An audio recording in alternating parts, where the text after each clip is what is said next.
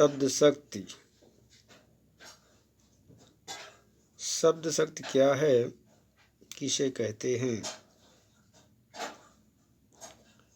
शब्द का अर्थबोध कराने वाली शक्ति शब्द शक्ति कहलाती है। शब्द शक्ति का संक्षेप में शक्ति कहते हैं। इसे वृत्ति या व्यापार भी कहा जाता है। जितने प्रकार के शब्द होंगे उतने ही प्रकार की शक्तियाँ होंगी। शब्द प्राय 3 प्रकार के वाचक, लक्षक एवं व्यंजक होते हैं तथा इन्हीं के अनुरूप 3 प्रकार के अर्थ, वाच्यार्थ, लक्ष्यार्थ एवं व्यंग्यार्थ होते हैं। शब्द और अर्थ अनुरूप ही शब्द की 3 शक्तियाँ अविधा, लक्षणा एवं व्यंजना होती हैं। शब्द अर्थ शक्ति। शब्द में है वाचक या विधेय, अर्थ वाच्यार्थ, अविधेयार्थ या मुख्यार्थ, शक्ति अविधा। दूसरा शब्द है लक्षण, लक्षक या लाक्षणिक, जिसका अर्थ है लक्ष्यार्थ और जिसकी शक्ति है लक्षणा। तीसरा व्यंजक शब्द है, अर्थ हुआ व्यंग्यार्थ या व्यंजनार्थ और शक्ति उसकी हो गई व्यंजना।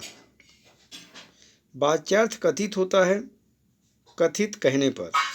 लक्ष्यार्थ लक्षित होता है, किसी को लक्ष्य कर।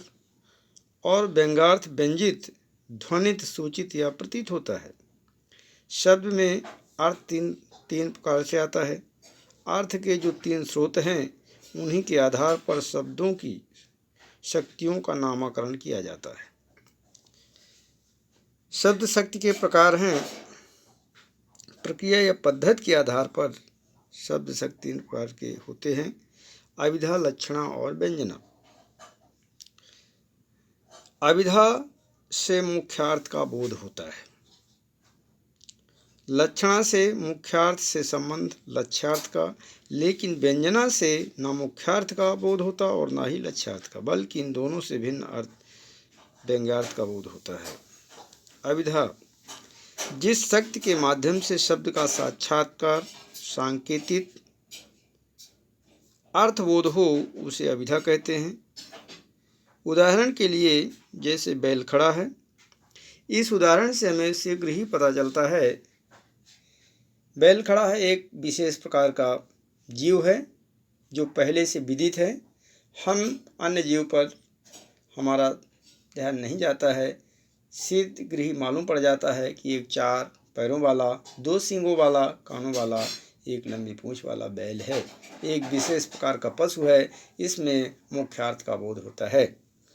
अतः यहाँ अविधा शब्द शक्ति होगा। दूसरा है लक्षणा शब्द शक्ति। लक्षणा शब्द शक्ति में लक्ष्यार्थ अविधा से यानी मुख्य अर्थ में बाधा होती है, किसी को लक्ष्य करके कहा जाता है। उदाहरण के लिए प्रयागराज गंगा पर बसा है, लेकिन निश्चित रूप से गंगा एक बड़ी नदी है, भारत की पवित्र नदी है। किसी भी नदी पर नगर नहीं बसा जा सकता, बल्कि उसके किनारे पर बसा हुआ शहर, ऐसा लक्ष्यार्थ करके कहा जाता है कि गंगा, प्रयागराज गंगा पर बसा है। या किसी एक लड़के को हम कह सकते हैं कि वह तो गधा है। गधा से मतलब गधा लक्ष्यार्थ शब्द है, ना कि वो गधा लड़का गधा है। गधा का मतलब 4 पाँव वाला, लेकिन यहाँ गधे से मतलब है उसकी बुद्धि से, उसके विवेक से, अर्थात लड़का की बुद्धि विवेक नहीं है, इसलिए लक्ष्यार्थ करके कहा गया गधा, लड़का गधा के समान है। तीसरा है व्यंजना शब्द शक्ति। व्यंजना शब्द शक्ति में मुख्यार्थ और लक्ष्यार्थ दोनों का गौड़ होता है, दोनों का विरोध होता है। किसी तीसरी शक्ति का अर्थ होता है, वहाँ व्यंजना शब्द शक्ति होती है।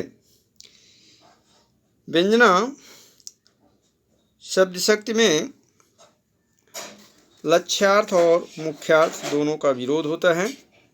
इस तरह से व्यंजना शब्द शक्ति होती है। अब आगे हम देखते हैं इनके प्रकार, ठीक है ना।